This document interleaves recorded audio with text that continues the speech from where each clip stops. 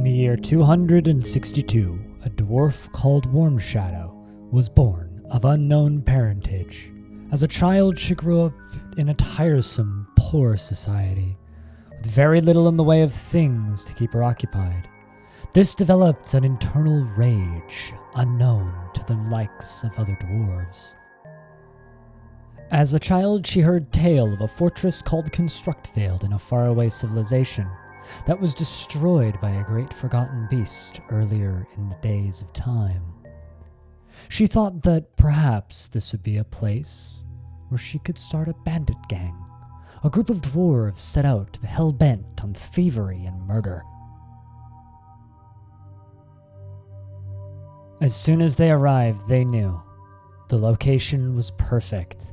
Constructed Vale would be their home for a time, while they plotted the murder of the next few trade caravans. Elves and dwarves and thievery abund. Then they would quickly ditch and run and make for a new mountain home in the faraway land. First came the dwarves, those silly fools. Little did they know they'd come to trade with psychotic ghouls. They ran off in fear. We thought they'd be more bold. Of course, we let some escape so the story could be told. The outpost liaison was trapped in the basement, and we sent down the dwarves and showed him true defacement.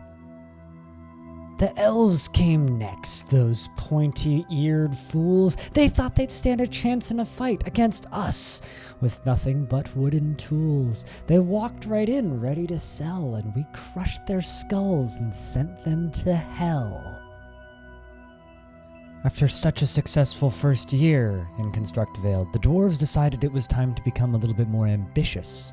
They were going to start seeking out the great artifacts of the world. They'd heard tell of a small cave down to the south that had many artifacts in it. A great creature lived there, but they figured they could do it in the next couple of weeks.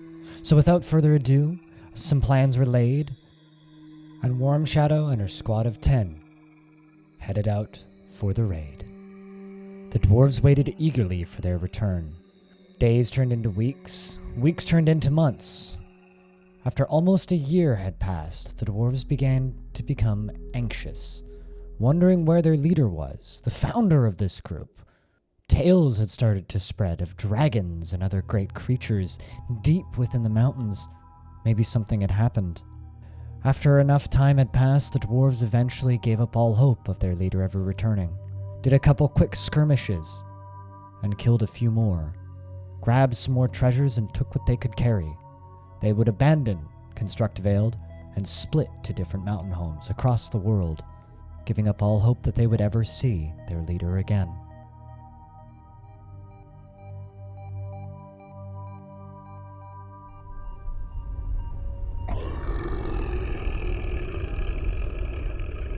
Many months later, in a nearby tavern in a small hillocks, a dwarf enters the room, holding a bronze sword that has the name the Release Die.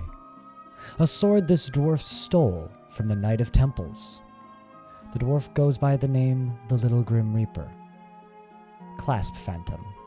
This dwarf was a member of the Innocent Trades, a group founded by Warmshadow, hell-bent on murder and theft. Just like many other tales from Dwarf Fortress, it is only the beginning. It will continue to evolve and grow as more stories are told. In this particular story, the dwarves got away with it.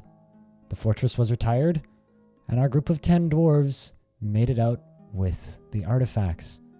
But they haven't paid for their crimes yet. Perhaps they should in the future.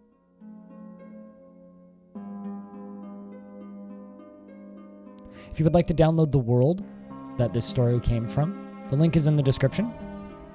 All of the footage in these lore videos are taken from my streams, which can be found over at twitch.tv/BLINDIRL. The link is in the description. And if you want to support these directly and get your name in these credits, you can do that over on my Patreon, also in the description. Thank you very much for spending the time to listen to this little story, and hopefully I'll see you in the next one.